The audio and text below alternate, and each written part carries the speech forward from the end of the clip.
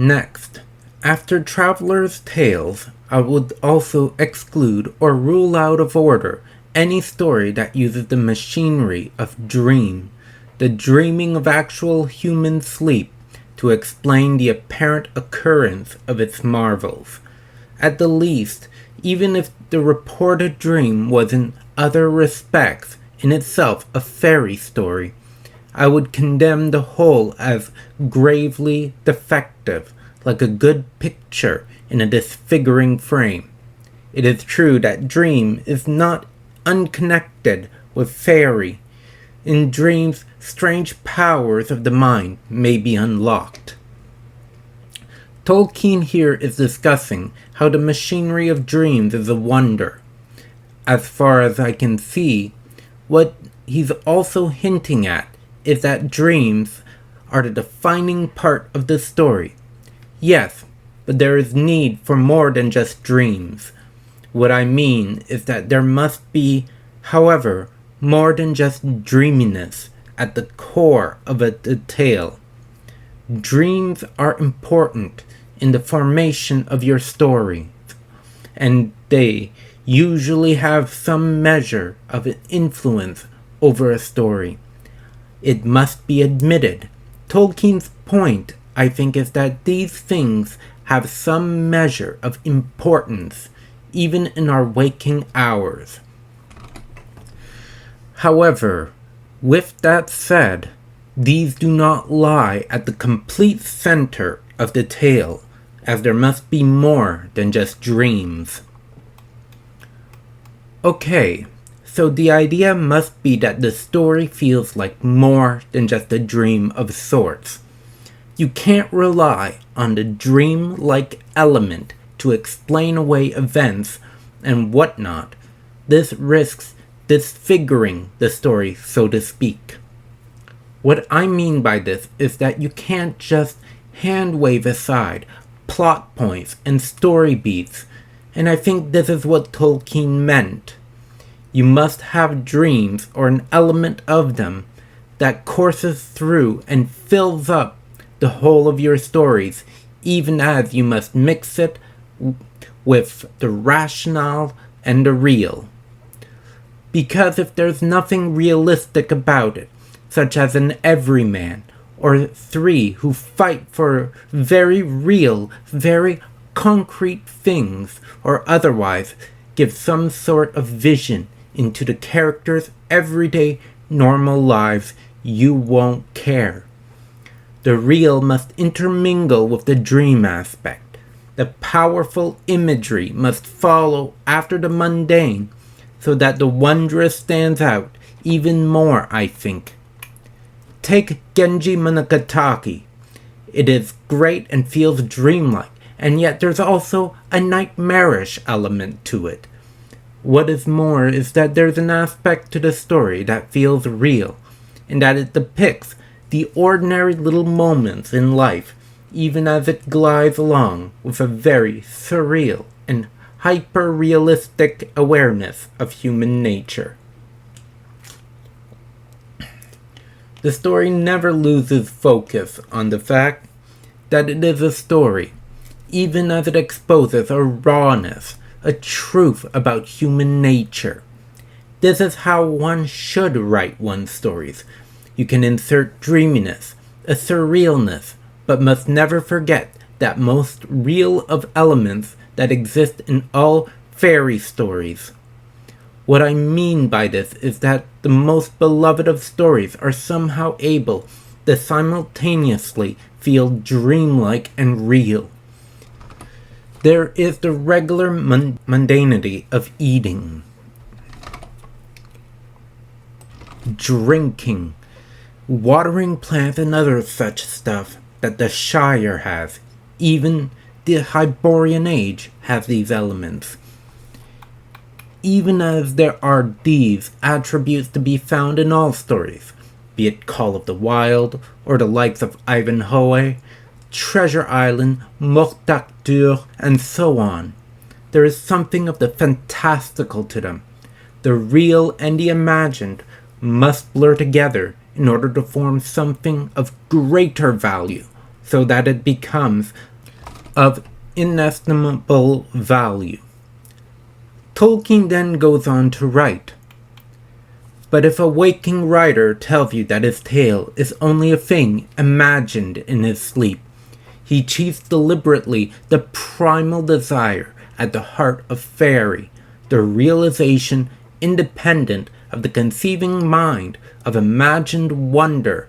It is often reported of fairies, truly or lyingly, I do not know, that they are workers of illusions, that they are cheaters of men by fantasy, but that is quite another matter."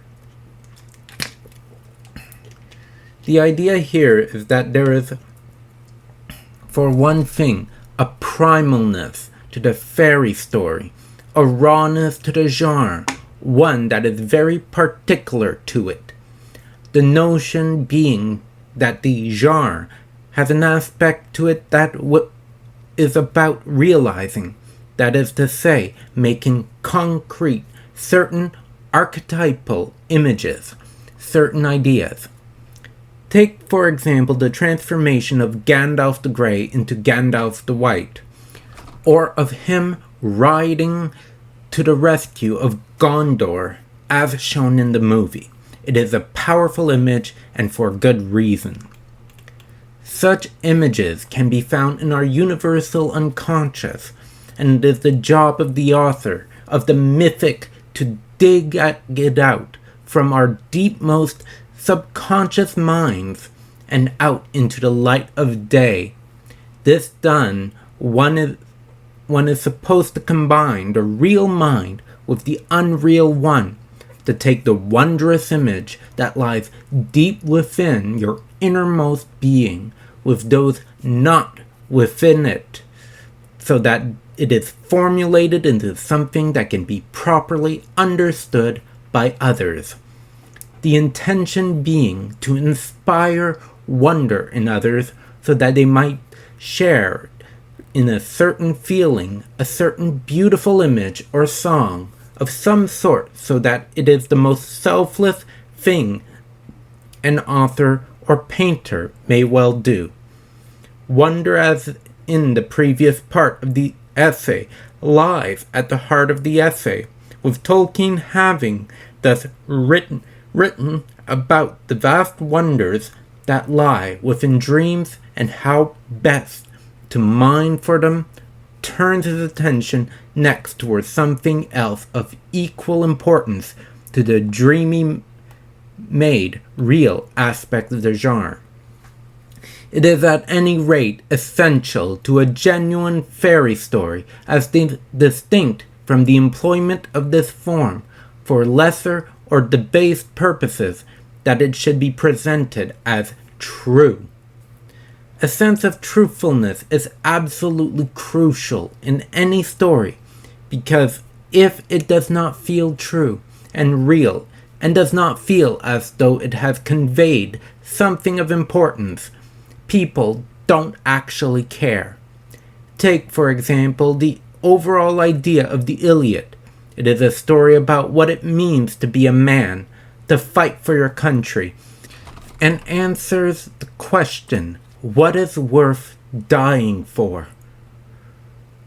Achilles, throughout the story, is angry. It is true. However, he's wanting to fight to earn a living for Briseis and to protect his men, even as he's trying to later on avenge his beloved cousin Patroclus, who was also his best friend. Hector, for his part, is fighting to protect his nation and people, their lands and their way of life. He later gives his life up for them, yet his is in some ways the ultimate victory. Why? Because he dies pointing to heaven in a way, pointing to eternity, as he's the one who sets an example that will echo down through the millennia, an example that shines brighter than that of Achilles. The Odyssey, for its part, is about the journey home. Odysseus, throughout the story, is longing for home. He struggles through violations, lies, and humiliations, and loses almost every friend and brother who went with him to war, only to arrive 20 years after he left, aged and wearied. Yet he still arrives home. He still makes it and perseveres against all odds. This is important as it teaches the reader to never give up, that one's family and home is worth clinging to, and that everyone has a place where they belong. Aeneas' story is about the feeling of loss that comes with losing one's family, with dealing with being displaced, and finding a new home for oneself. Simply put, it is about the journey from adolescence to adulthood. The Tane is about dying on your feet, as Med causes a great conflict that sweeps its way through Ulster, so that Conchobar and his people have the choice of dying begging underneath or dying on their feet with honor. The Chanson de Roland has the same themes as those of the Tane, with Roland left in the rear guard, faced with the option of dying, begging ignominiously, yet he prefers to defy the odds and hold the enemy back until his beloved uncle is well clear of danger. The wonder in all these traditional classical epics, and a core message that resonates still to this day, are undeniable.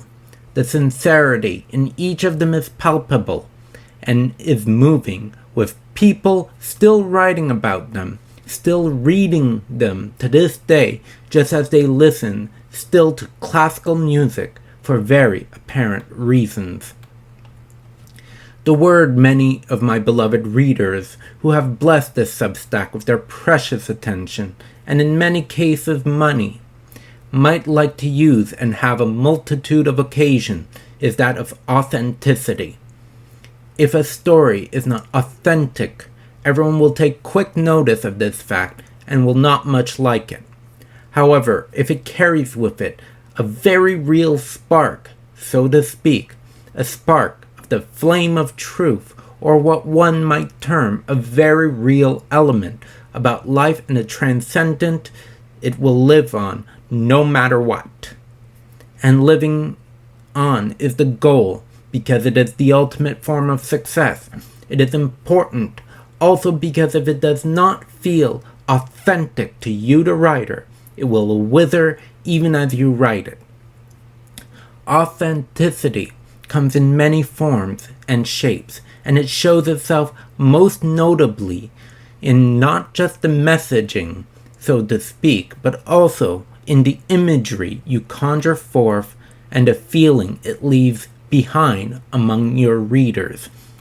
This, at least, is my interpretation of this part of Tolkien's wondrous essay. If you disagree, feel free to let me know. I could be way off the mark on this one.